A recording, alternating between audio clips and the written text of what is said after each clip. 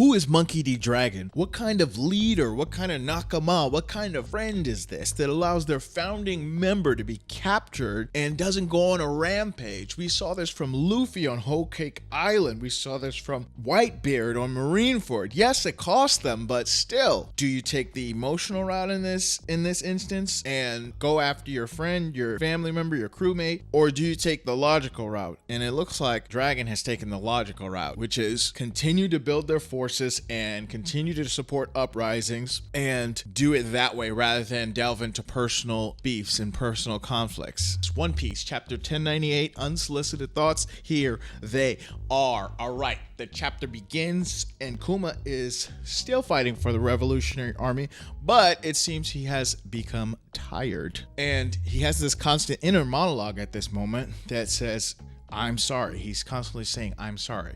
And I believe he's saying, I'm sorry because they essentially abandoned Jenny ever since she was abducted by the world government. And I'm thinking that they don't have the full resources to launch a full-scale, attack on the world government at this point. But just then the narrator tells us that a celestial dragon had their eye on Jenny and captured her to be his wife, his slave wife. Yes, things have taken a very dark turn here. And I don't know if the Revolution Army is privy to that information point.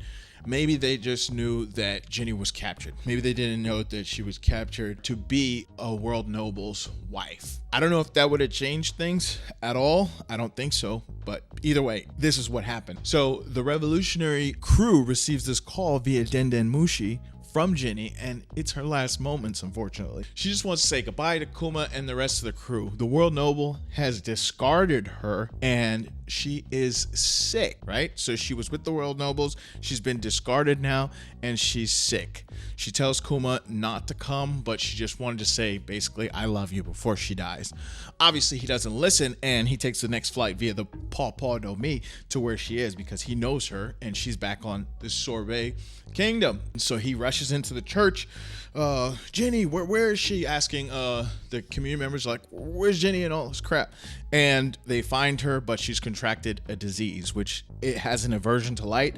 It's called blue scale, I believe. Apparently, living on Mary Jawa made her sensitivity to the light severe, and so when she comes down from Mary Jawa, from that Pangea castle, she cannot be hit with light the same way. So tragedy continues to strike Kuma as Jenny did not return empty-handed. And this is devastating because in 1097, I was asking a question, what changed in terms of Kuma's mindset that allowed him and Jenny to have this kid together, Bonnie? Because initially Kuma had said that because of his Buccaneer blood, he wasn't willing to pass on that burden to anyone because he knows that the world government would be looking for them. But it looks like the world government has stolen this opportunity from Jenny and Kuma, and the world noble had that child, which is Bonnie, with Jenny, So this is a failure of Dragon's leadership, and I understand that some of us are looking for someone to blame. I would not be blaming Dragon if he had blamed someone else. In these panels, he's looking like he's filled with pain and regret and everything, but I still need someone to blame. And unless he says, hey, look, let's go kill these world nobles, I'm angry. I am angry, okay? And I feel that Zoro would do the same thing to Luffy, and Ivankov is even staring at him like, hey, like, what's the move,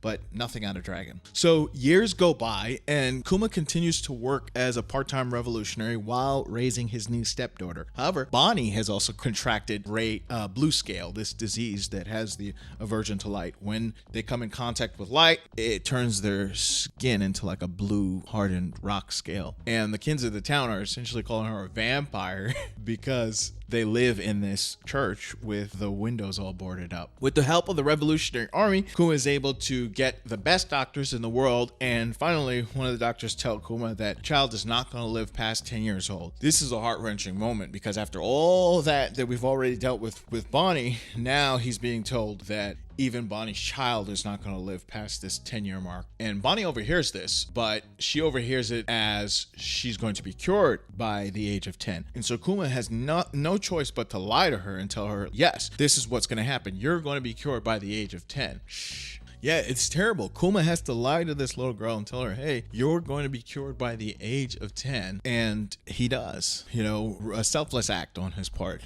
After this, we learn that evil King Bakori is back on the move, and he essentially wants to burn the southern part of the island. He wants to burn everything on the southern part of the island. I know I'm laughing. It's not funny, but this guy is crazy radical. Like, first he wanted to have them secede from the rest of the kingdom. Now he wants to burn everything down. Also, honorable mentions for the chapter, Sabo makes an entry as a training partner for Kuma. So very good to see Sabo here. That's the chapter. Hope you guys enjoyed it as much as I did. Give a like, share, and subscribe if you like what we dizzle. Thank you so mizzle. See you on the flippity flizzle. I don't know.